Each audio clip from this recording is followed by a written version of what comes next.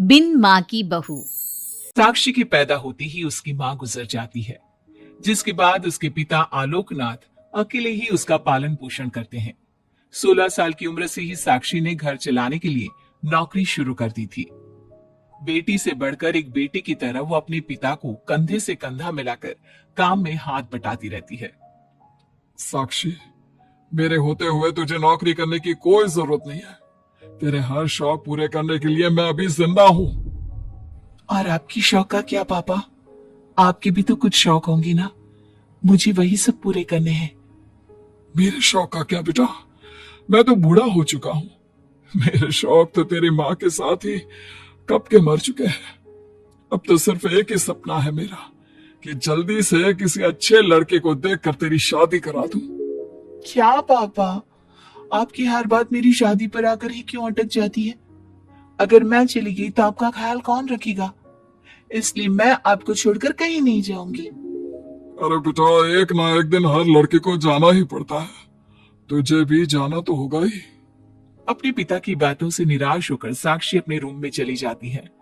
पिता से दूर होने के ख्याल से ही वो फूट फूट कर रोने लगती है। कुछ दिनों के बाद, आलोकनाथ जी, हमारी नजर में एक लड़का है।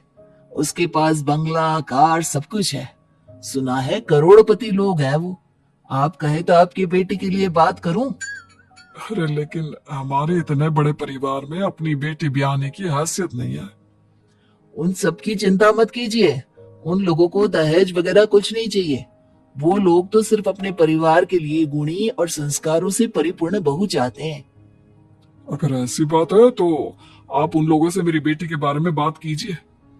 मेरी बेटी में वो सभी गुण हैं जो वो अपने परिवार की बहू के लिए चाहते हैं। इस तरह वो साक्षी का रिश्ता लेकर अर्जुन नाम की लड़की के परिवार के पास जाता है।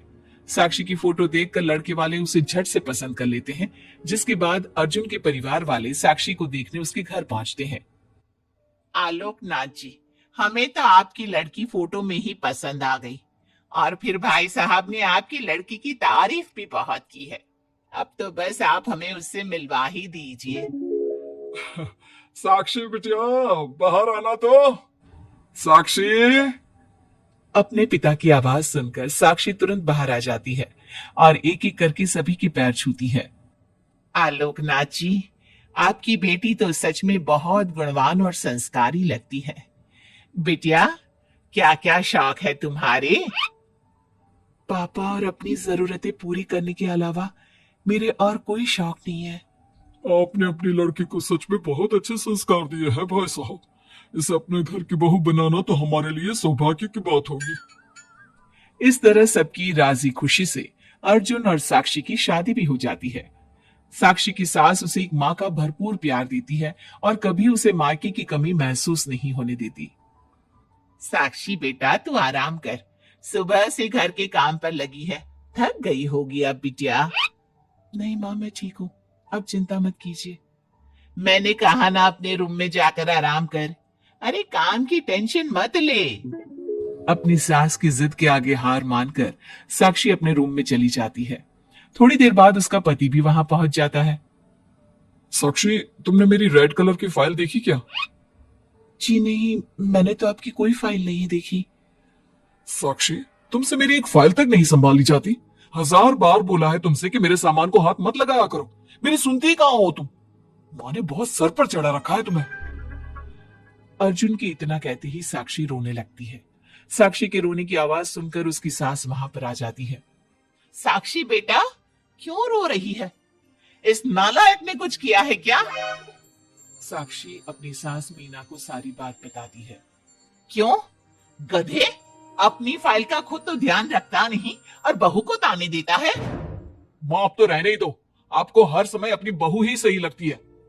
सही लगती नहीं, सही है मेरी बहू। माँ समझाइए ना इन्हें, ये हर समय मुझ पर गुस्सा करते रहते हैं। खबरदार अर्जुन, जो आज के बाद तूने मेरी बहू के साथ ऐसा बर्ताव किया तो मुझसे बुरा कोई नहीं होगा। अपनी माँ की डांट सुनकर अर्जुन वहां से चला जाता है।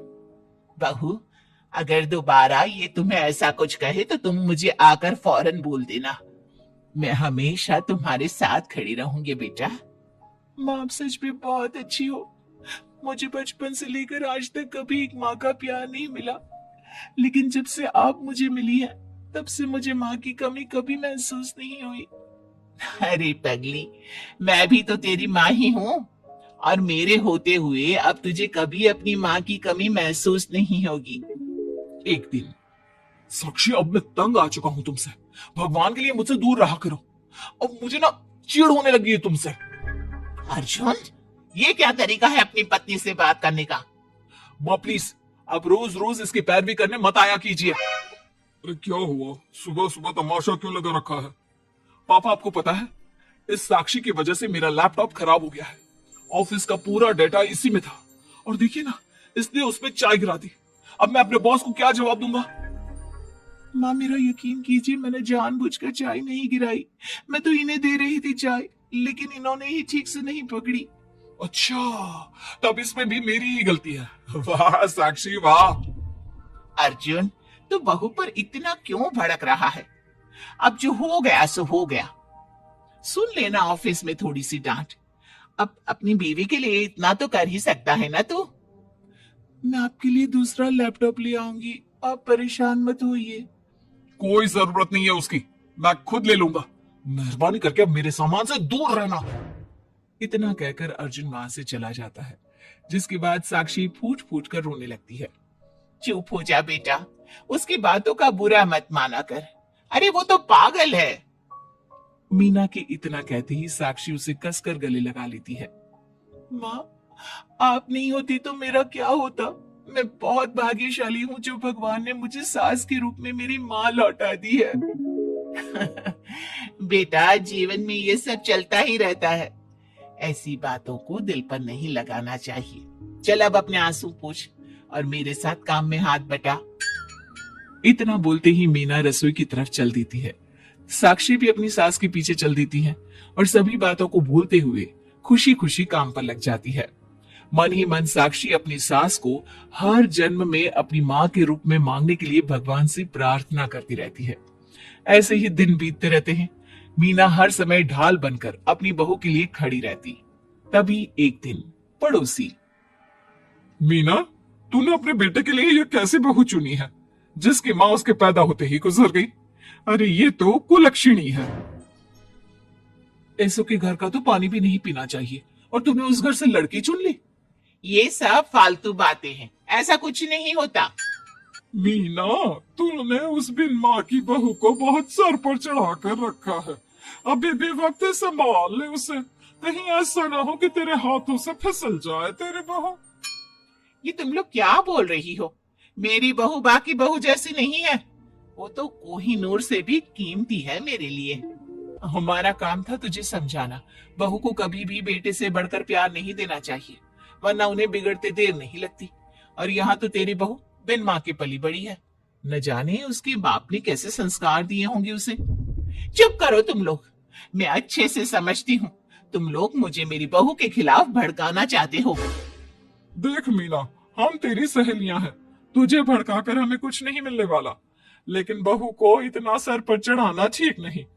हमारा काम तो सिर्फ तुझे आगाह करने का था, बाकी मानना न मानना तेरी मर्जी। चल मीना, अब हम लोग चलते हैं, तू अपना ध्यान रखियो। इतना बोलकर सभी लोग वहां से चले जाते हैं, जिसके बाद मीना घंटों तक सोच में डूब जाती है और अपने बहू के प्रति इतनी सारी बातें सुनकर कहीं ना कहीं उसके मन में भी साक्षी के लिए हीन भावना जन्म लेती है। तभी वहां पर साक्षी भी आ जाती है। माँ जी, ये लीजिए चाय। रख दे और जा।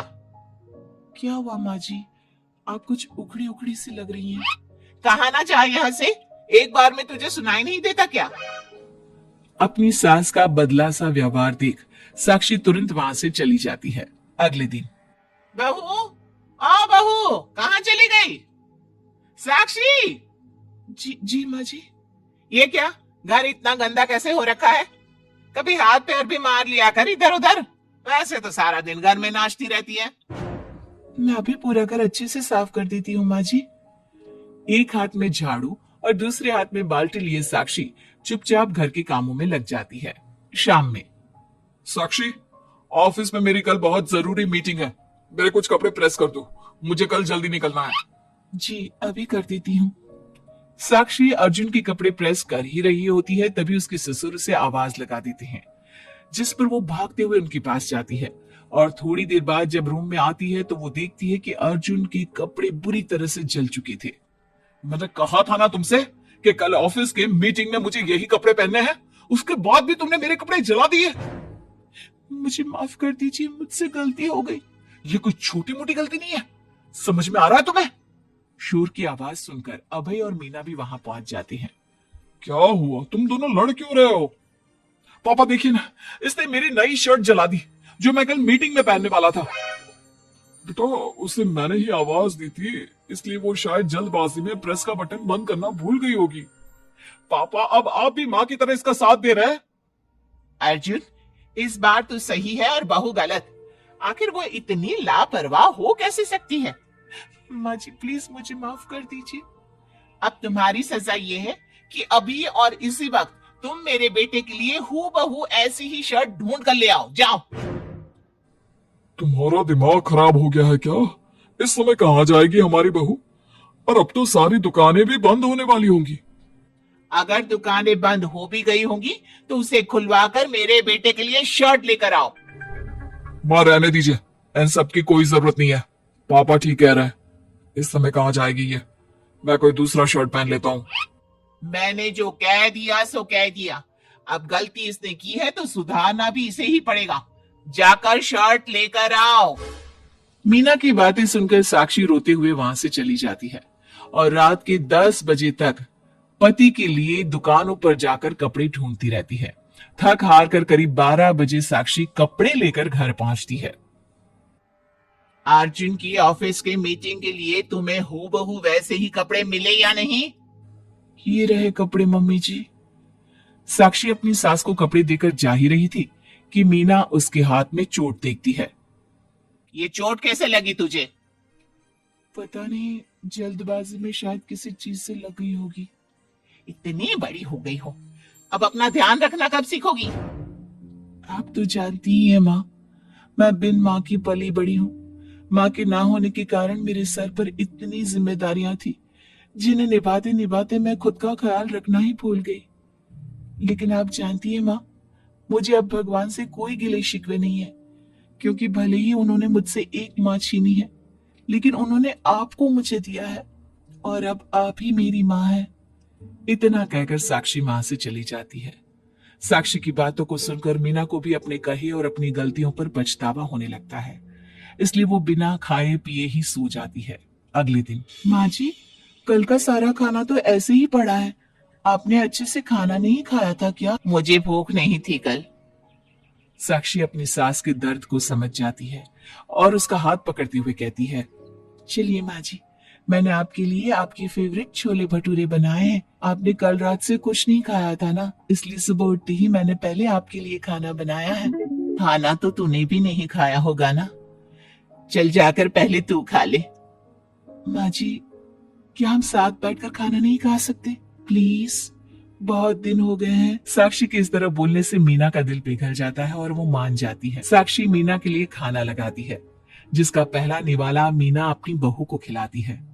मुझे माफ कर दे बेटा, मैं जानती हूँ पिछले कुछ दिनों से मैंने तुझे बहुत चोट पहुंचाई है, हो सके तो मुझे माफ कर देना। नहीं नहीं माँ जी, आपका पूरा हक है मुझे डांटने का। मुझे आपकी किसी भी बात का कभी बुरा नहीं लगा।